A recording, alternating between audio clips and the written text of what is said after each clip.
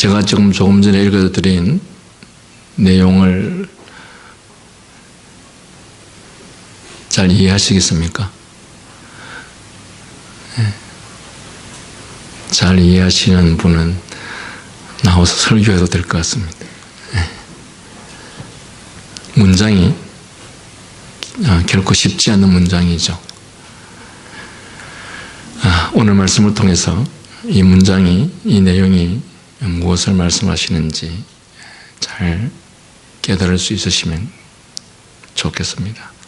지난주 하나님께서 만사를 그 뜻대로 행하신다고 할 때 생겨나는 또 한 가지 난감한 문제는 도처에서 또 부닥치게 되는 불의와 악의 문제가 있다라고 말씀드렸습니다. 만사를 하나님의 뜻대로 하나님께서 원하시는 주관대로 모든 것들이 이루어지는 곳이라면 왜 그곳에 악이 있고 불의가 있는가 하는 것에 대해서 인간은 질문하지 않을 수 없고 갈등하지 않을 수가 없습니다. 하나님께서 해 아래의 모든 일들을 그분의 뜻에 의해서 이루어 가신다면, 이 땅의 역사를 그분께서 주관하신다면 모든 것이 다 선하고 의롭고 아름다워야 할 텐데, 왜 그런데 이 세상에는 온갖 불의와 악이 있는가? 베드로후서 2장 12절과 유다서 1장 10절에 근거하면 내가 해 아래에 또 보건대 재판하는 곳에 악이 있고 공의를 행하는 곳에도 악이 있도다. 또 범죄한 인생은 이성 없는 짐승과 같다라고 표현합니다.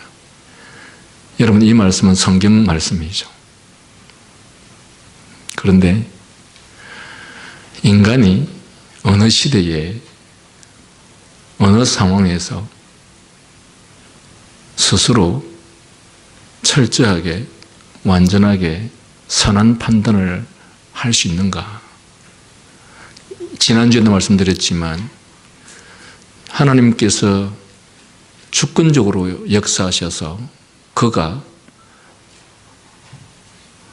공의롭지 못한 것을 판단하지 않도록 하나님께서 제어해 주시지 않는 이상 인간은 누구나 할 것 없이 공의롭지 못하게 판단할 수밖에 없습니다. 인간은 자기가 알고 있는 사람이나 인맥에 좌우될 수밖에 없고 자기의 이익과 반드시 영향을 받을 수밖에 없는 존재이기 때문에 하나님께서 그 생각과 그 마음과 판단을 주장해 주시지 않는 이상 이 세상에는 공의로운 것이 있을 수가 없습니다. 여러분, 이 말씀은 벌써 몇천 년 전에 하나님께서 솔로몬의 입을 통해서 말씀해 주신 말씀이기도 하고, 또는 이 말씀은 신약 시대에 사도들을 통해서 말씀하신 말씀이기도 합니다. 여러분, 하나님의 말씀은 진리인 것을 믿으시죠? 왜 하나님의 말씀이 진리입니까? 하나님이 세상을 창조하셨고 하나님이 인간을 창조하셨습니다. 인간에 대해서 하나님보다 더 잘 아시는 분이 세상에 어디 있습니까? 그렇다면 하나님께서 인간이라는 존재가 이렇다고 말씀하시면, 특별히 죄로 말미암아 부패한 인간의 생각과 감정이 이렇다고 말씀하시면 그것은 진리인 것이죠. 그래서 내가 해 아래에서 보건대 재판하는 곳에 악이 있고 공의를 행하는 것에도 악이 있다. 왜 그런가? 아담과 하와로 말미암아 범죄하였고, 그리고 그 죄가 이 땅에 들어온 이상 인간은 뭐와 같다고요? 인생은 이성 없는 짐승과 같다. 본래 하나님께서 인간을 창조하셨을 때는 인간은 이성 없는 짐승 같지 아니하였습니다. 그러나 죄가 이 땅에 들어온 이후로부터 인간은 이성 없는 짐승같이 되어버렸습니다. 그런데 왜 우리의 눈에 보기에 무슨 세종대왕 같은 이순신 같은 그런 훌륭한 사람들이 있는가? 말씀드린 바와 같이 하나님께서 세상을 평화롭게 다스리기 위해서, 또한 하나님께서 세상을 질서 있게 다스리기 위해서 시대마다 하나님께서 사람 가운데 역사하셔서 그로 하여금 부패한 본성에 따라 행하지 아니하고 그 부패한 본성을 하나님께서 지배하고 다스림으로써 그들로 하여금 범죄하지 못하게 하여서 그들이 사회와 국가의 질서와 안녕을 지키는 데 있어 이바지할 수 있도록 하였던 것이지, 인생 중 그 누구도 그 스스로가 의와 선을 행할 수 있는 존재는 아무것도 없다라는 것입니다. 왜? 인간은 범죄한 이후로부터 마치 짐승과 같은 존재가 되어버린 것입니다. 그런데 어떤 면에서 짐승보다도 더 못한 존재가 되어버린 것이, 소는 그 임자를 알고 나귀는 그 주인의 구유를 알건만은 너희 이스라엘은 그렇지 않다라고 말씀하심으로써 인간은 어떤 측면에서는 소와 짐승보다도 더 부패하고 타락한 것이 인생이다. 그래서 우리는 짐승만도 못한 존재라는 사실들을 많이 표현하고 있는 것이죠. 금수 같은 존재, 또는 금수보다 못한 존재. 다시 말하면 하나님께서 우리의 마음을 주관해 주시지 않으시면 인간은 짐승보다도 못한 존재입니다. 어디에서 그 말씀을 증명해 주고 있습니까? 성경은 또한 이렇게 말씀하고 있습니다. 만물보다 심히 부패한 것이 인간의 마음이라. 모든 이 땅에서의 만물, 심지어 짐승보다도 더 부패한 것이 인간의 마음이라고 하였습니다. 그러므로 하나님의 전적인 주권과 다스림이 없이는 인간은 이 세상 어떤 만물보다도, 그리고 짐승보다도 더 부패하고 타락한 것이 인간의 마음이라는 것입니다. 그런데 우리는 그런 인간을 신뢰하는, 조금 전에 우리가 불렀던 이 찬송 속에서도 인간을 의지하지 않아야 된다라고 말씀하시는 이유가, 인간은 의지할 대상이 되지 못하고 인간은 믿을 대상이 되지 못한다라는 사실이죠. 하나님께서 가정, 사회, 국가를 하나님께서 주관하시지 않는 이상 인생은 그 누구도 태어나는 순간부터 죽는 그 순간까지 악을 향해서 악행을 위해서 달려갈 정도의 존재밖에 되지 않는 것이 인생이라고 하였습니다. 그래서 하나님께서는 그런 인생을 구원하시기 위해서 불가항력적 은혜, 그가 거부할 수 없는 불가항력적 은혜로 말미암아서 하나님께서 그를 회심시키지 않는 이상 인생은 스스로는 하나님을 찾지도 하나님 앞에 나올 수도, 선을 행할 수도, 선한 생각조차 할 수도 없는 것이 인생이라 그렇게 말씀하고 있는 것이죠.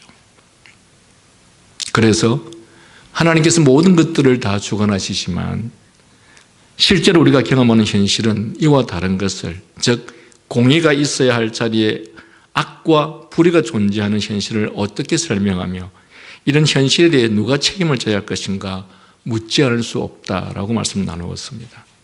하나님께서는 만사를 그 때에 따라 아름답게 행하신다고 하니 이런 현실의 부조리가 이 전도자의 입장에서 혹시 시간이 지나면, 또한 역사가 진행되면 그 역사의 진행 과정에서 혹시나 해결되지 않을까, 회소되지 않을까 전도자는 기대해 보았지만 사람의 한 평생을 태어나서 죽기까지 전 과정을 세심하게 살펴본 결과 그 해결이나 해답을 얻을 수 없다는 것을 그는 확인하였습니다. 또 인생이라는 존재의 종말을 살펴보니 그가 이 땅에서 어떻게 살아왔든지, 선하게 살아왔든지 악하게 살아왔든지 똑같은 죽음으로 생을 마감할 뿐만 아니라 그 모습이 죽을 때는, 그 마지막에는 누구나 할 것 없이 참으로 비참하다라고 하는 것이 결론인 것이죠. 짐승이나 다름없이 흙에서 태어나서 흙으로 돌아갈 뿐인 것을 보고서 인간의 가장 중요하고 본질적인 부분인 영혼이라고 해서 동물의 영과 크게 다를 것인가라고 의심하지 않을 수 없었다라는 것입니다. 이렇듯 죄와 죽음이라고 하는 비참한 현실은 한 사람의 범죄로 말미암아 죽음이 세상에 들어왔고 죄와 죽음의 저주가 온 세상에 퍼지게 된 불행한 이 역사를 전제하지 않으면 설명이 되지 않는다는 것을 말하고 있던 것입니다. 즉 죄와 죽음에 대하여 인간이 책임져야 한다는 사실을 명백하게 보여주는 아담의 범죄를 생각지 않으면 이 죄의 문제는 언제까지나 부조리로 남을 뿐 해결되지 않는다는 것을 알려주고 있습니다.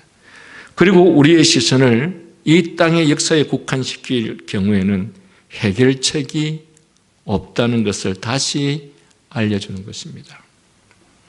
여러분, 말씀드린 바와 같이 우리의 시선을 이 땅의 역사에 국한시킬 경우, 우리의 시선을 이 땅에 한정시킬 경우에는 뭐가 없다고요? 해결책이 없다는 사실입니다. 이 땅의 역사 너머에 있는 것, 죽음 저 너머에 있는 것을 바라보지 않는 한 해결책이 없다는 것을 일깨우고자 말씀하고 있는 것입니다. 오늘 말씀에서 전도자는 죄가 우리 삶 곳곳에 깊이 스며들어 일그러뜨린 비참한 현실을 더 깊이 들여다보고 드러내고자 하고 있는 말씀이 오늘의 말씀입니다.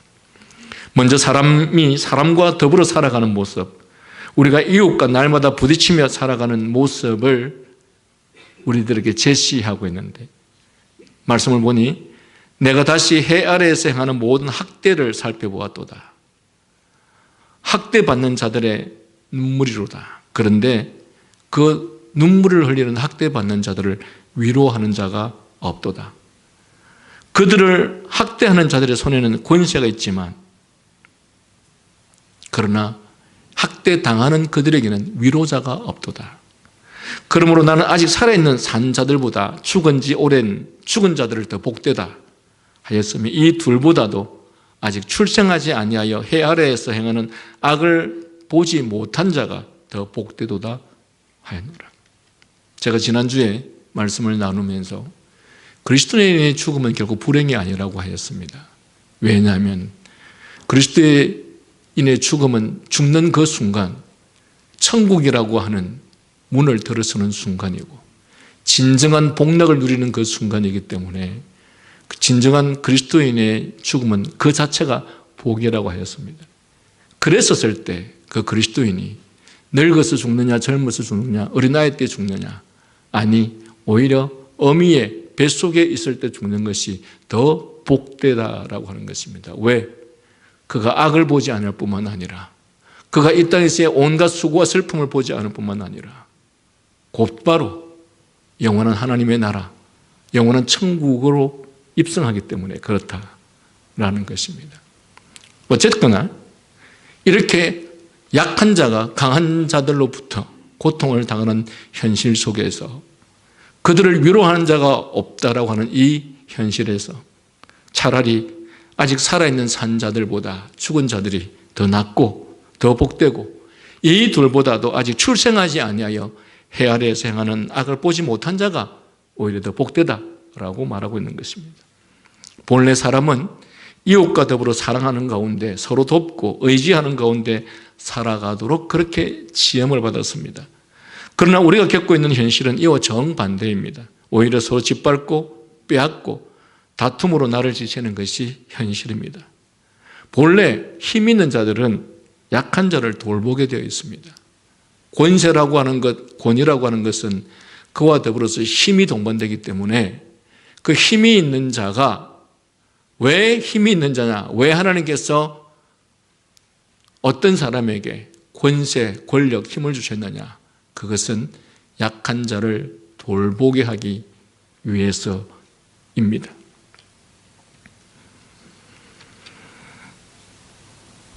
특히 악을 제어하고 약한 자를 보호하고 돌보게 하기 위해서 세우시는 것이 바로 권세요, 권위입니다. 그러나 부패한 인간은 권세를 가지면 오히려 더 많은 악을 그의 힘과 권세를 통해서 행하지 않습니까? 그래서 하나님을 경외하지 않는 부패한 인간이 더 많은 힘과 권세를 가지면 그는 그 힘과 권세를 가지고 더 많은 악을 행하고 더 많은 백성들에게 고통을 주기 때문에, 그래서 권세자, 권위자는 아무나 되어서는 안 된다라는 것입니다. 이처럼 실제로 현실은 힘의 원리, 야국 강식의 원리가 지배하고 있습니다. 약한 놈은 밥이 되고 강한 놈은 약한 자를 잡아먹는 것이죠. 흔히 이것을 우리는 적자생존의 법칙이라 하여 마치 정당한 자연 법칙점으로 여기는 경향이 있지만 사실 이것은 터무니없는 오해요. 하나님께서 세상을 지으신 의도나 그가 친히 세우신 질서와는 정반대의 것입니다. 오히려 본래의 모습이 일그러지고 뒤틀려서 생겨난 일일 뿐입니다. 여러분, 적자생존이라고 하는 것은 사실은 동물의 세계에서 적용되는 것이지 인간의 세계에서는 적용해서는 안 된다는 것입니다. 하나님께서 남달리 힘과 권세와 능력을 주셨을 때는 힘이 없는 자, 약한 자, 고통당하는 자를 돌보고 그를 도와주기 위해서 주신 것이지 자신의 힘과 권세를 가지고 고통을 주고 그들을 괴롭게 하기 위해서 주신 것이 아니라는 것이죠. 그런 측면에서 동물의 세계에서는 이 적자생존의 법칙이라는 것이 일리가 있는 말이지만, 그러나 인간의 세계에서는 이 적자생존의 법칙이라는 것은 전혀 맞지 않는 것입니다. 말하자면 이 권력이 변질되어 폭력이 되고 만 결과, 즉 부패한 권력의 왜곡된 모습이라고 할 수 있을 것입니다. 강한 자가 약한 자를 돌보아 섬기는 대신 오히려 약한 자를 짓밟고 빼앗으며 착취하는 현실의 비참함을 이 전도자는, 이 성경의 저자는 이렇게 표현하고 있습니다. 내가 헤아려서 행하는 모든 학대를 보았도다. 오호라, 학대받는 자가 눈물을 흘리되 저희에게 위로자가 없도다. 이 땅에서 자행되는 강한 자의 횡포, 그 폭력의 희생물이 된 약한 자가 슬퍼하며 눈물을 흘리고 있는데 아무도 위로하는 자가 없다고 말씀합니다. 누구보다 먼저 위로받아야 할 약한 자, 강한 자에게 짓밟힌 연약한 자의 슬픔을 왜 아무도 돌아보고 위로하지 않는가? 여러분, 통치자가, 권세자가 너무 강한 힘과 권력을 갖고 있으면 바로 옆에 있는 사람들이 아무리 고통을 당해도 그 고통을 아무도 돌아보지 않습니다. 그것은 이 권력과 힘이 강한 자의 손에 있기 때문에, 그 권력과 힘이 강한 자의 편에 있기 때문에, 그래서 그 곁에 있는 사람들조차도 이것을 두려워하여 다른 사람들은 행여 자기까지 다칠세라 아무도 위로할 용기를 내지 못한다라고 말하는 것입니다. 여러분, 통치자가, 권력자가 하나님께서 그의 마음을 선하게, 그의 마음을 공의롭게 하게 된다면 심지어 국민들이나 백성이나 아래에 있는 사람들이 그를 향해서 비판하고 그를 향해서 대적하는 일이 있다 할지라도 그 사람들을 죽음에 처하거나 감옥에 넣거나 그렇게 하지 않죠. 그러나 악한 자가 통치자가 됐을 때, 그러한 사람에게 힘과 권력이 줬을 때 그들은 가차없이 그들을 제압해버리죠. 그랬었을 때 그 광경을 보고 있는 다른 사람들이 고통당하는 자를 위로하거나 그 고통당하는 자의 편에 서거나 하는 일을 절대로 하지 못합니다. 저희가 오랜 동안 노회에서도 이런 일이 있었죠. 노회에 너무도 강력한 힘을 가진 목사님이 있었습니다. 그 목사님이 이끌고 있는 소위 노회에 참여하는 총대라고 하는 사람이 노회 전체의 3분의 1 이상을 차지합니다. 그런데 그 외에 다른 중소교회 목사님들 어느 누구도 이분을 반대하지 못합니다. 왜? 그 반대의 편에 섰다가는 자신이 피해를 당할까 봐. 여러분, 악한 세상, 공의롭지 못한 권력자가 세상을 다스릴 때 그들을 통해서 고통당하는 자를 사람을 위로할 자조차도 없는 세상이 된다는 사실입니다. 그래서 사람들은 미련하게 당하기는 왜 당해? 억울하면 너도 힘을 길러서 당한 만큼 갚아주어라. 그것도 모자라면 너도 다른 약한 놈들을 잡아먹고 삼키라 라고 부추기기도 하죠. 사람이 한평생 별로 행복할 것도 없는 인생들이 이렇게 서로 살벌하게 살아가는 것을 보고서 서로 짓밟고 착취하는 약육 방식의 비참한 현실을 보고서 전도자는 지금 탄식하고 있습니다. 그리하여 그가 표현하기로 나는 이 광경을 보니 차라리 산 자보다 죽은 지 오랜 죽은 자를 더 복되다 하였고 이 둘보다 차라리 출생하지 아니하여 해 아래에서 행하는 이 악을 보지 못한 자가 더욱 낫다라는 결론을 내리고 있습니다. 자, 이런 세상에서 살아서 못 하겠는가? 이런 꼴을 당하느니 차라리 죽는 것이 낫지 아니한가? 아직 태어나지 말아서 아예 이런 꼴을 보지 않는 것이 낫다는 말이죠. 약육강식의 비참한 현실은 우리로 하여금 살아갈 의미와 의욕을 앗아가 버린다라는 그런 뜻입니다. 지금 이 시편에 이 자문의 전도서에 등장하는 이 전도자는 이러한 살벌한 약육강식의 현실 이면에 숨겨온 더 깊은 부조리를 또 한편 드러내고자 합니다. 이 약육강식의 심각한 부조리를 드러내시고서 그리고 나서 더 깊은 부조리를 또 드러내고 있다라고 하는 것입니다. 내가 본즉 사람이 모든 수고와 모든 재주로 말미암아 이웃에게 시기를 받으니 이것도 헛되어 바람을 잡는 것이로다. 우매자는 팔짱을 끼고 있으면서 자기의 몸만 축내도다.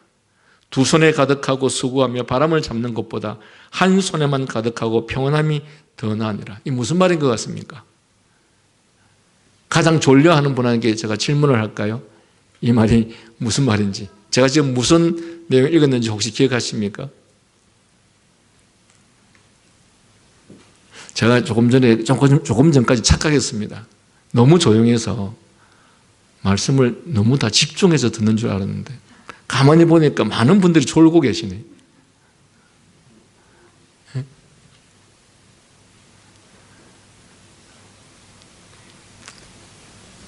여러분, 이 전도서의 말씀은 우리 인생에 대한 깊은 깨달음을 갖게 해 줍니다.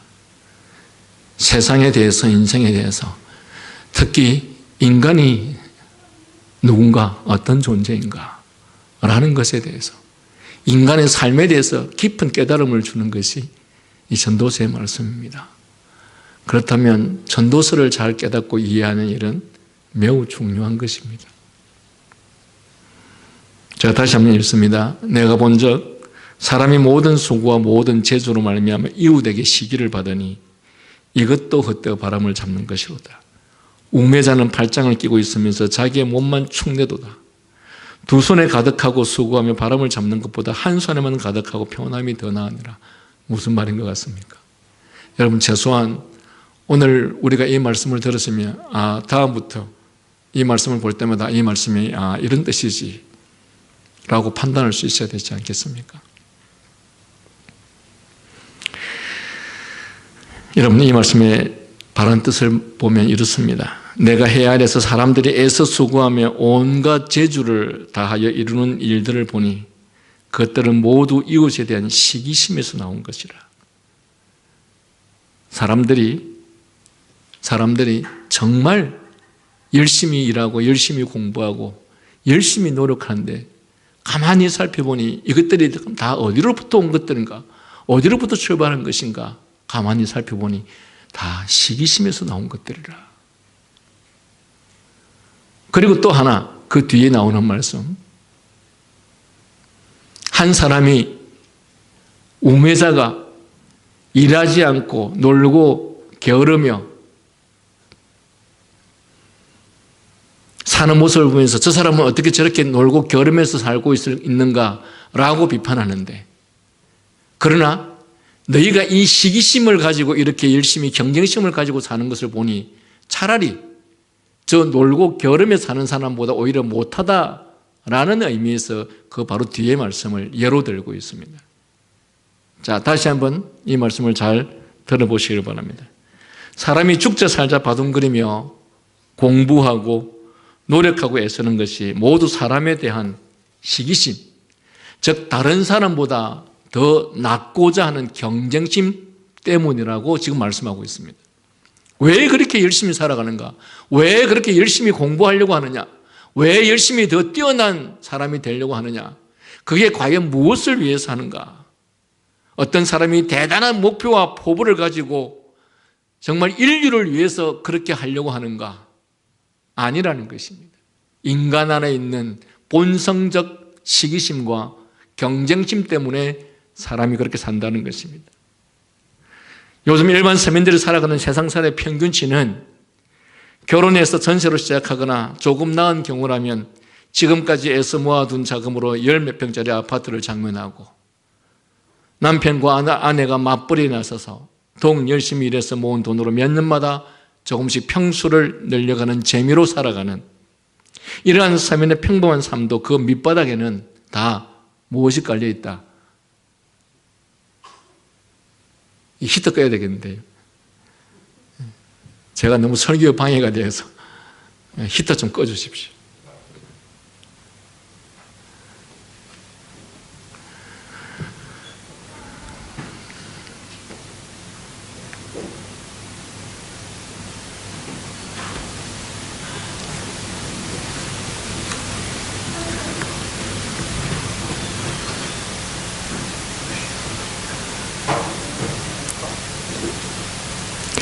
여러분, 우리가 그런 것들을 의식하지 않고 인정하지 않을지 모르겠지만, 여러분, 인간을 창조하신 하나님께서 이 말씀을 통해서 우리들에게 지금 가르쳐 주고 있습니다. 인간이 왜 그렇게 열심히 살냐? 왜 그렇게 열심히 돈을 벌려고 하느냐? 왜 그렇게 열심히 이렇게 공부하게 하려고 하느냐? 왜 그렇게 열심히 이렇게 노력하느냐? 근본 인간의 마음속에 이 시기심, 경쟁심이 사람으로 하여금 그렇게 만든다라고 지금 이 잠언의 전도서의 말씀을 통해서 우리들이 가르쳐주고 있습니다.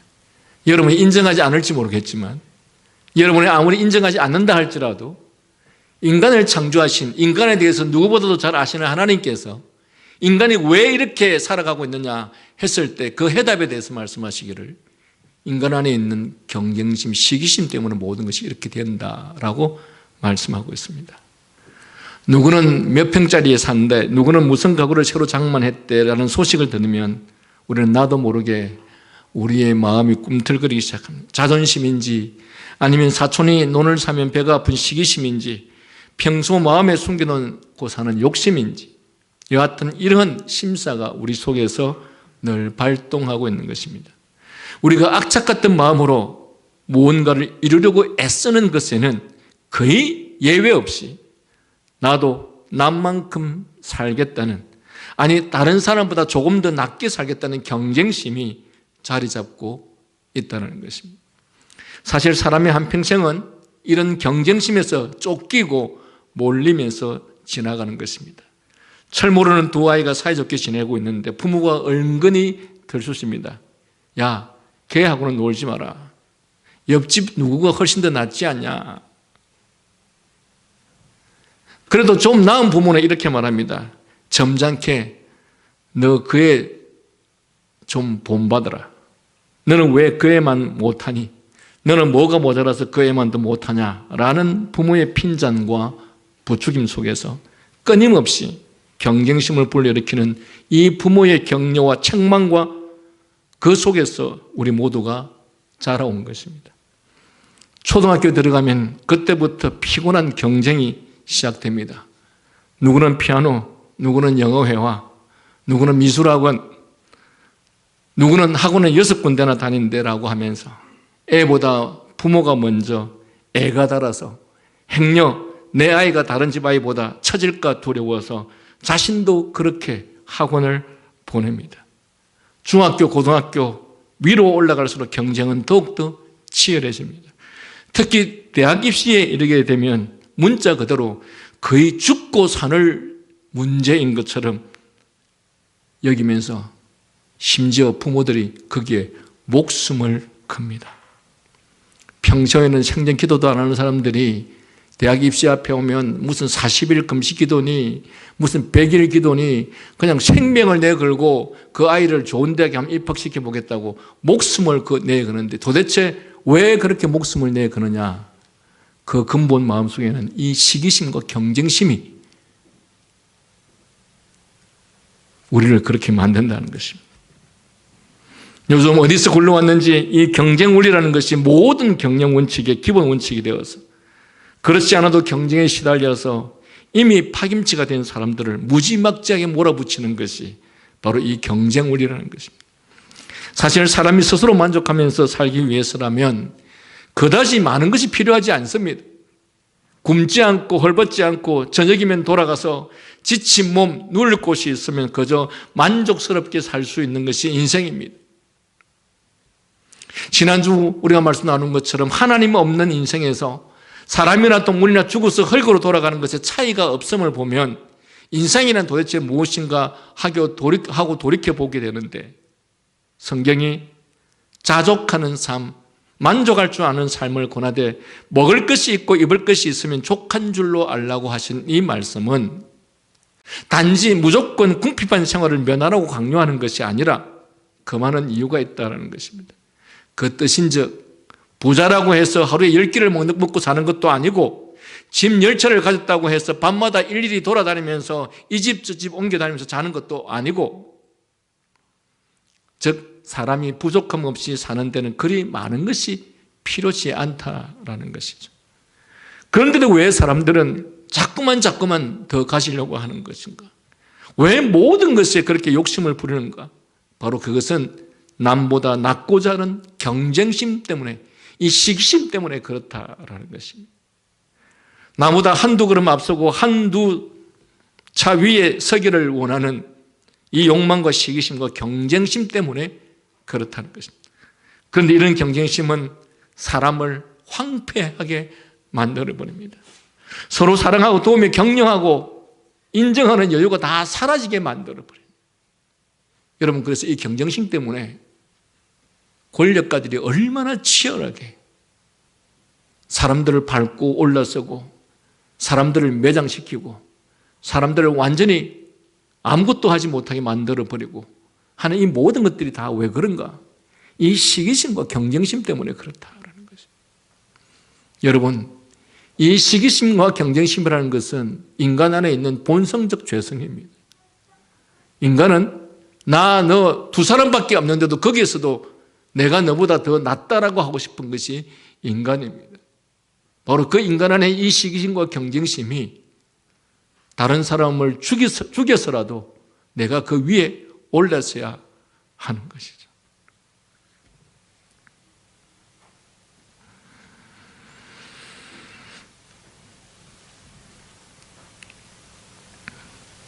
내가 죽지 않으면 내가 죽고 서로를 죽으러 의식하게 되는, 내가 너보다 한 걸음이라도 앞서야 안심이 되니 너를 밟고서라도 내가 일어서야 되겠다고 독하게 마음먹게 되고, 이때부터 약육강식의 살벌한 전쟁이 시작되는 것입니다.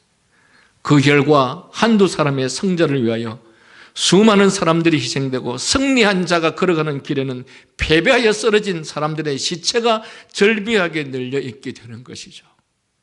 여러분, 지금 러시아와 우크라이나가 싸우고 있습니다. 그런데 그 통치자 한 사람 때문에, 그 통치자 한 사람의 시기심과 경쟁심 또는 욕심 때문에 얼마나 많은 시체들이 절비하게 죽어가고 있습니까? 그리하여 전도자는 이 경쟁 내지 경쟁심에 대해서 이렇게 말하고 있습니다. 이것도 헛되어 바람을 잡으려는 것이로다. 우매자는 손을 거두고 자기 살을 먹느니라. 한 손에는 평온함이 가득한 것이 두 손에 수고 가득한 채 바람을 잡으려는 것보다 나으니라. 이 말씀이 도대체 무슨 말씀인가? 여러분, 경쟁은 인생을 허무하게 만든다고 말씀하고 있습니다. 사람이 한평생 온갖 재주와 수고를 다하여 무언가를 이루려고 하는 일이 겨우 다른 사람보다 더 낫고자 하는 경쟁심 때문이라면 이런 인생이 참으로 살 가치가 있는가 하는 의문을 지금 이렇게 표현하고 있습니다. 남보다 한두 걸음 앞서고 다른 사람보다 한두 치 높아지겠다고 눈을 흘기며 부럽다며 내려다보고 치를 떨면서 사는 이런 인생에서 무슨 진정한 보람과 가치를 찾을 수 있겠느냐. 그것은 곧 바람을 잡아내는 것 같이 허우적거리다가 끝내는 허망한 인생이 될 수밖에 없을 것이다. 여러분은 여러분의 자녀들을 그렇게 안 길렀습니까? 왜 그렇게 1등을 시키고 싶었습니까? 왜 그렇게 좋은 대학에 보내려고 했습니까? 이유가 무엇입니까? 아니라고 말하겠죠. 나는 시기심 때문에, 경쟁심 때문에 그렇게 한 것이 아니었다고 말하겠죠. 그러나 성경은 우리들에게 이 모든 것이 인간 안에 있는 이 죄의 본성인 시기심과 경쟁심 때문에 일어나는 것이죠. 아니, 왜 다른 사람을 매장시켜가면서까지, 왜 다른 사람을 죽여가면서까지 내가 그 권력의 위치에, 그 자리에 있어야 하는 것인지, 그것은 인간 안에 있는 온갖 죄악된 본성 때문에. 우리 안에 있는 이 죄악된 본성은 다른 사람을 밟고서라도 내가 그 위치에 서 있어야 하는 것이 인간 안에 있는 죄된 본성인 것이죠. 그런데 거기에 반해서 보십시오. 우매자는 팔짱을 끼고 있으면서 자기의 몸만 축내고 있다. 이 말은 미련한 자는 게을러서 손을 쓰면 죽기라도 할 듯이 또는 이리저리 뒹굴면서 사는 이런 생활 태도를 가리켜서 제사를 먹는 것이라고 말합니다.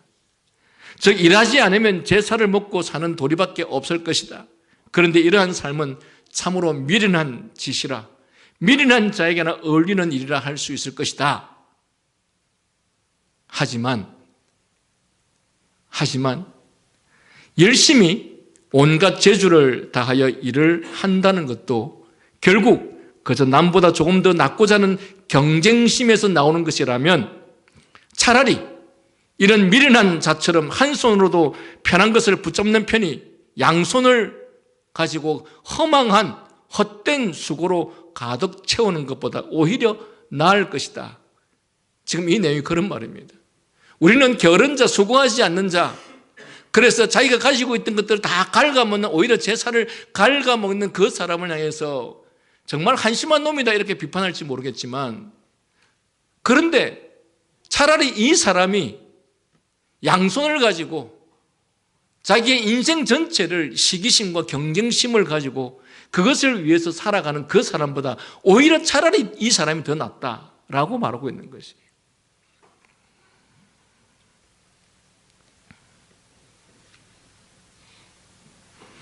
비록 빈둥거리고 놀면서 제사를 먹게 될지라도 조금이라도 편하게 사는 것이 아무 의미와 가치가 없는 경쟁심에, 시기심에 아둥바둥 매달리는 것보다 더 낫다는 말씀입니다. 물론 이렇게 게으르게 사는 것이 바람직하다는 말을 하는 것이 결코 아닙니다. 그런데 이렇게 게으르게 사는 것이 오히려 일평생 경쟁심과 시기심을 가지고 열심히 살아가는 그보다 오히려 더 낫다. 왜? 그 인생은 성경이 가르치는 허망한 인생이라 이렇게 말합니다.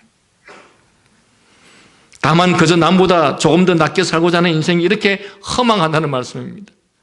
사람을 바라보고 사는 것이, 사람을 의식하고 사는 것이, 사람이 나를 인정하고 칭찬하는 것에 따라서 일희일비하며 사는 것이 이렇게 허무하다라고 말하는 것입니다.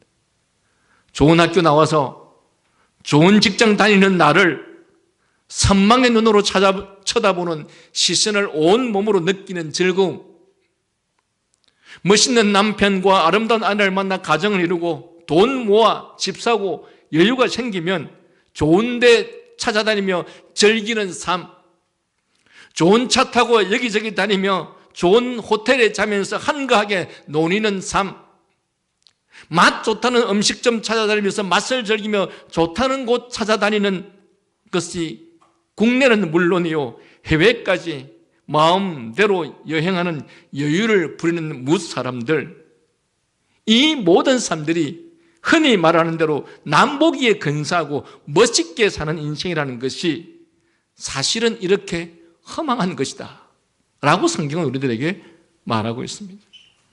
인생이 이렇듯 사람의 인정과 칭찬을 의식하는 것에서 벗어나지 않으면 참 의미 있는 인생으로 살 수 없다는 말씀입니다.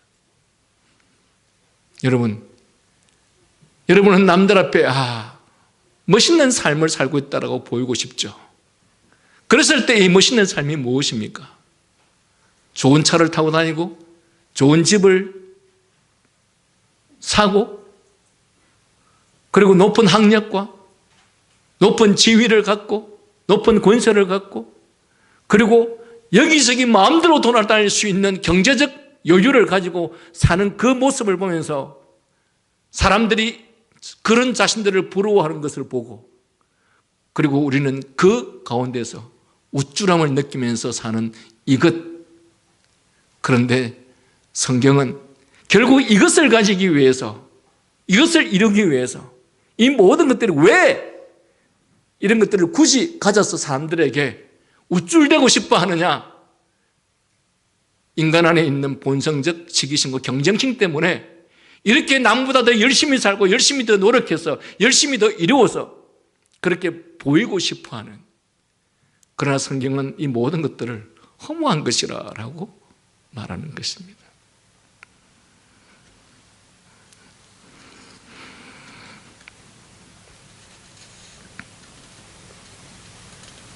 인생이 사람의 인정과 칭찬을 의식하는 것에서 벗어나지 않으면 참 의미 있는 인생을 살 수 없다라고 말합니다.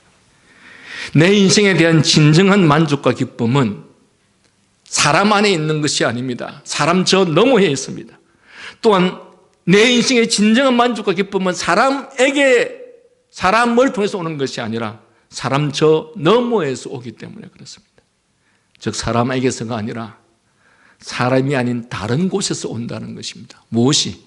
인생의 진정한 기쁨과 만족이. 그러므로 우리는 이 사람을 의식하는 삶, 사람과의 경쟁심에 사로잡혀서 살아가는 삶, 사람과의 시기심에서 살아가는 삶, 그것을 벗어나서 그 너머를 보지 않으면 그 너머에 계신 전능하신, 완전하신, 무한하신, 영원하신, 인자와 공의에 풍성하신, 사랑과 자비가 한량 없으신, 지혜가 뛰어나신 완전하신 하나님을 바라보고 의식하지 않으면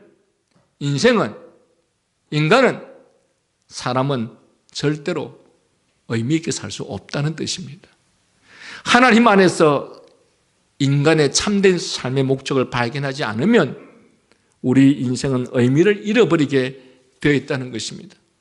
아무리 달라 보아야 거긴 죄 많은 인생인데 결국 불타서 없어질 것들을 자랑하며 도토리 키재기식으로 내가 낫네 너가 낫네 따지면서 기뻐하고 슬퍼하는 것은 솔직하게 말하면 얼마나 이 말씀의 관점에서 보면 한심한 것인가. 그런데 여러분은 이 한심한 것들을 위해서 여러분의 온몸을 불태우고 여러분의 온 시간과 열정을 다 쏟습니다. 여러분, 특히 어린 자녀들을 기르시는 학부모 여러분의 자녀들을 왜 그렇게 뛰어나게 하고 싶어 하십니까? 여러분의 자녀들을 왜 이렇게 실력 있게 하고 싶어 하십니까? 여러분의 자녀들이 왜 1등이 되게 하고 싶습니까? 왜 여러분의 자녀들이 좋은 학교에 들어가게 하고 싶습니까? 아니라고 말할지 모르겠지만 사실은 인간 안에 있는 이 죄된 본성이 시기심과 경쟁심으로 말미암는 것이고, 그리고 이 시기심과 경쟁심으로 말미암아서 일생을 이것들을 위해서 쏟고, 그리고 그로 말미암아 무엇인가를 이루었을 때 성경은 이 모든 것들에 대해서 허망한 것이다, 허무한 것이다 라고 말합니다. 다르게 말하면 거기에서 인생의 참된 기쁨과 행복을 찾을 수 없다라고 말합니다. 왜 그런가? 하나님께서 인생의 참된 기쁨을 얻을 수 있는 그 비결이 인간 안에 있는, 또한 인간으로부터 인정받는 것으로부터 주어지는 것이 아니라 그것들은 하나님으로부터 오기 때문에 그렇다라는 것입니다. 따라서 하나님 앞에서 살아가는 삶은 이와는 다르다는 것입니다. 하나님께서 친히 내 인생을 가르치시고 인도하시며 걸음마다 붙드시는 가운데 그와 함께 동행하며 사는 기쁨은 세상이 알지도 못하는 것이요 알지도 못하니 또한 세상이 줄 수도 없는 것입니다. 만약 여러분이 신앙생활을 통하여 이러한 만족과 기쁨을 만약에 경험하지 못하였다면, 그래서 온갖 즐거움과 기쁨과 행복을 세상에서 먹고 입고 보고 마시고 즐기는 것으로 채우고 있다면 당신은 진정 하나님을 만나지 못한 사람일 것입니다. 세상에 그것을 하나님과 하나님 나라를 위해서 또한 포기하지 못한다면, 내가 입는 것, 먹는 것, 마시는 것, 즐기는 것, 보고 싶은 것, 그것들을 하나님 나라를 위해서 포기하지 못한다고 한다면 당신은 아직도 하나님 나라에 있는 진정한 기쁨과 행복이 무엇인지 발견하지 못한 사람이다 라는 것입니다.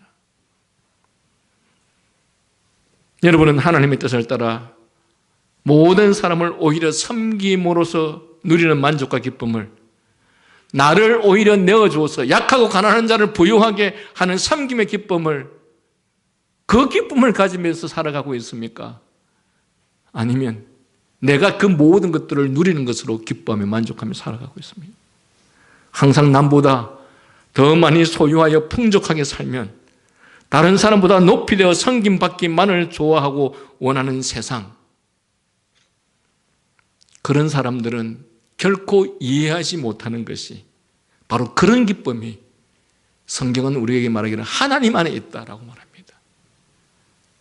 그런데 여러분, 이 하나님 안에 있는 기쁨을 아직도 찾지 못하여서 나의 진정한 기쁨과 행복과 만족은 맛있는 것들을 먹으러 다니고 친한 친구들과 놀러 다니고 내가 즐기고 싶은 데 즐기고 내가 누리고 싶은 데 누리고 이런 것들을 위해서 만족과 기쁨을 채우는, 그래서 그 만족과 기쁨을 포기하지 못하여 하나님 나라와 하나님께서 세우신 교회를 위해서 우리가 헌신하지 못하고 있다면 당신은 아직도 하나님 안에 있는, 즉 사람이 결코 줄 수 없는, 사람을 통해서는 결코 얻을 수 없는 이 하나님만이 주실 수 있는 이 진정한 행복과 기쁨을 아직도 발견하지 못했기 때문에 그렇다는 것입니다.